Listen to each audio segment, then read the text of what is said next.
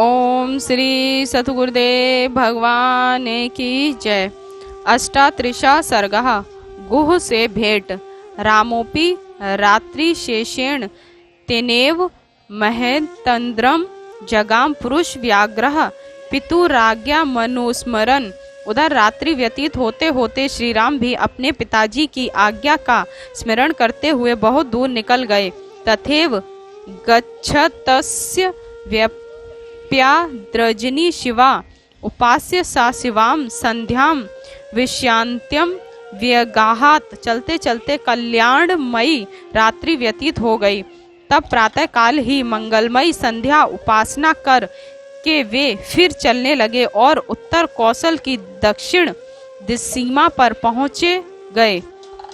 ततो वेद श्रुति नाम शिव वारहिवाह नदीम उत्तीर्या विमुखे प्रयाद गसत्या ध्यूषिताम दिशम। तदंतर वे वेद श्रुति वेस्वा नामक निर्मल जल से पूर्ण नदी को पार कर अगस्त्य नक्षत्र से सेवित दक्षिण दिशा की ओर चले। गत्वा तु सुचिरम कालम तत् शिवजलाम नदीम गोमती गयतून पमात्र तसंगरु गमाम। फिर बहुत देर तक चलने के पश्चात उन्होंने निर्मल शीतल जल वाली और सागर में जाकर मिलने वाली तथा जिसके तट पर गो समूह विचरण कर रहा था उस गोमती नदी को पार किया। गोमती चाप्यतिक्रम्य राघवः शीघ्र गृहे मयूर रह संभिरुताम ततार स्य निंदिकाम नदीम। गोमती नदी को पार कर श्री राम ने अत्यंत वेगवान घोड़ों से युक्त रथ में बैठकर मयूर तथा हंसों से शब्दायमान सैनिंदिका सई नदी को पार किया। सा मही मनुना राज्ञा दत्ता मिश्वाक्वे पुरा स्फीताम राष्ट्रवृत्ताम रामो विदेही मन दृश्यत। स्य निंदका नदी पार कर श्री राम ने सीता जी को वह भूमि दिखाई जो महाराज मनु ने अपने पुत्र इक्ष्वाकु को दी थी। वह बहुत विस्तृत थी और उस पर अनेक राष्ट्र बसे हुए थे। ततो धान्य धनोपेतान ब्रह्म घोषा भिनादितात रथेन पुरुष व्याघ्राय कौशला नत्य वर्तत। तदंतर श्री राम धन धान्य से भरपूर वेद ध्वनि से गुजायमान कौशल देश की सीमा से पार हुए। तत्र त्रिपथंगा दिव्या शिव तोया मशेव लाम तदर्श राघवो गंगा पुण्या मृषि निवेश विताम।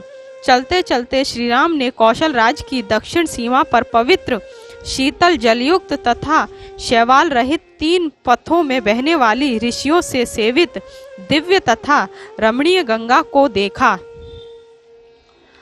तामूर मिखिल वतामिन वेक्ष्य महारथा सुमिंत्र ब्रवित सुता महिवेवाध्य वसा महे। नाना प्रकार की लहरियों तथा तरंगों से युक्त उस गंगा को देखकर महारथी राम ने सुमंत्र से कहा, हे सुत, आज हम यहीं निवास करेंगे। लक्ष्मणस्य सुमंत्रस्य वाडमित्येव राघवम उक्त्वा तमिंड गुदिनी वृक्षम तदोपर्यतुरेः। श्री राम के ये वचन सुन लक्ष्मण और सुमंत्र ने कहा, बहुत अच्छा, और वे रथ को उगुदी के वृक्ष के पास ले गए। रमो अभ्याय तम राम्यम वृक्ष मिश्वाकु नंदनः रथ दावत रथ स्मात् भार्यः सह लक्ष्मणः। इक्ष्वाकु नंदन श्री राम उस रमणीक वृक्ष के पास पहुंच सीता और लक्ष्मण सहित रथ से उतर पड़े।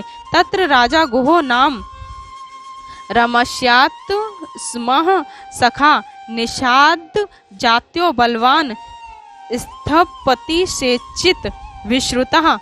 वहां श्रृंगवेरपुर में श्री राम का प्राणप्रिय मित्र निषाद जाति का गुहु नाम वाला राजा राज्य करता था।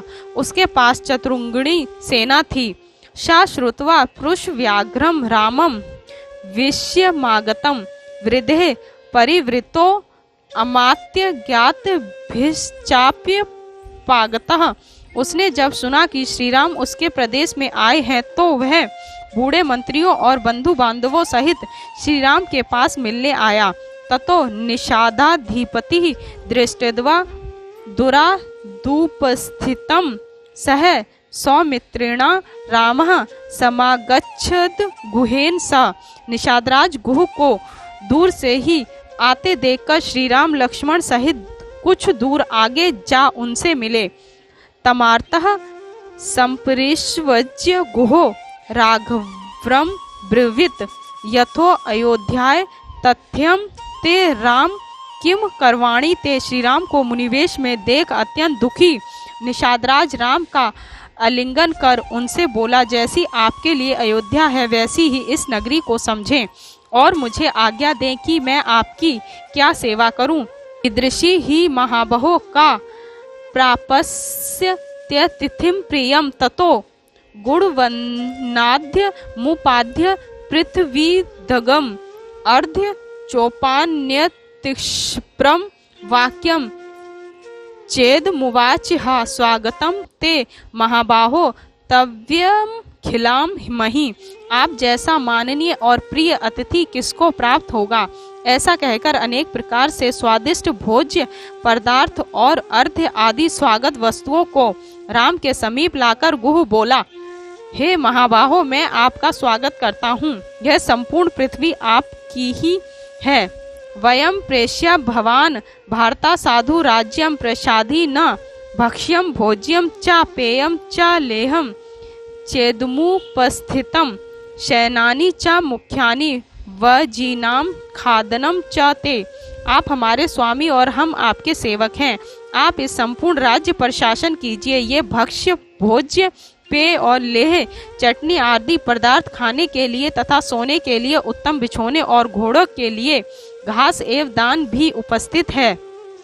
गुहमेवं ब्रुवाणम तु राघवः प्रत्युवाचा हा अर्तिताश्चेव हष्टास्य भवता सर्वथा वयम पभ्ययाम भिगमाचेव स्नेह संदर्शनेन च भुजाभ्याम साधु पिन्नाभ्याम पीड्यन वाक्यम ब्रवीत। गुह के ऐसा कहने पर श्री राम ने कहा, आपने मेरे पास पैदल आकर जो इतना स्नेह प्रदर्शित किया उससे मेरा आदर सम्मान हो गया। मैं आप पर बहुत प्रसन्न हूँ। फिर मोटी और विशाल भुजाओं से गुह का आलिंगन करते हुए श्री राम ने कहा, दिष्टया त्वाम गुह पश्यामि हरोग सह बांधवे अपि ते कुशलम राष्ट्रे मित्रेषु च धनेषु च। हे गुह, आपको बंधु बांधवों सहित निरोग देखकर मैं बहुत प्रसन्न हुआ हूँ। आपके राष्ट्र में, मित्रों में तथा इस वन में भूभाग में कुशल तो हैं। यतेद भद्वता किचित प्रीत्या समुपकलिपिताम सर्व तदनु जानामि नहीं वर्ते प्रतिग्रहे। मेरे लिए बड़े प्रेम से आप जो वस्तुएं लाए हैं मैं उन सबको स्वीकार करता हूँ, परंतु इन दान की वस्तुओं का मैं उपयोग नहीं करूँगा। कुश्चिराज जिनधरम फल मूलाशिनम च माम वृद्धि प्राणहितम धर्मे तापसम वन गोचरम। मैं तो कुश्चीर और मृग चर्म धारण करता हूँ तथा फल एवं कंदमूल खाता हूँ। इस समय आप मुझे वनवासी तपस्वी के धर्म में दीक्षित समझें।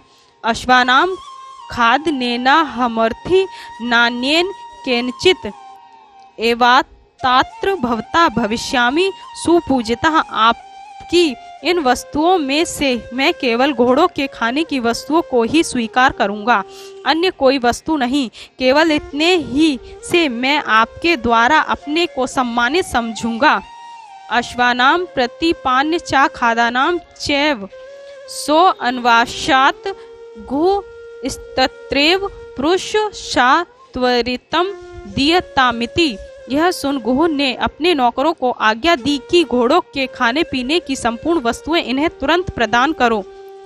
तस् चिरोत रासंगम संध्याय मनवास्य पश्चिमाव जल मेवाददे भोज्यम लक्ष्मणे नहार्थ स्वयं। तदंतर वलकल का दुपट्टा ओढ़े हुए श्री राम ने सायकाल की संध्या समाप्त की। उस दिन लक्ष्मण जी द्वारा लाए गए जल को ही उन्होंने भोजन के रूप में स्वीकार किया। तस्य भूमो शयनास्य पादो प्रक्षाल्य लक्ष्मणः सभारस्य ततोभ्येत्य तस्थो वृक्ष मुपाश्रितः। जब श्री राम और सीता उगूदी के वृक्ष के नीचे भूमि पर लेट गए तब लक्ष्मण ने जल लाकर दोनों के पैर धोए और वहीं वृक्ष के समीप बैठ गए। गुहोऽपि सह सूतेन सौमित्र मनुभाष्यन् अन्वजाग्रततो रामम प्रमत्तो धनुध्रः। निषादराज गुह सुमंत्र और लक्ष्मण के साथ बातचीत करता हुआ धनुष बाण लेकर राम की रक्षा में तत्पर रात्रि भर जगता रहा।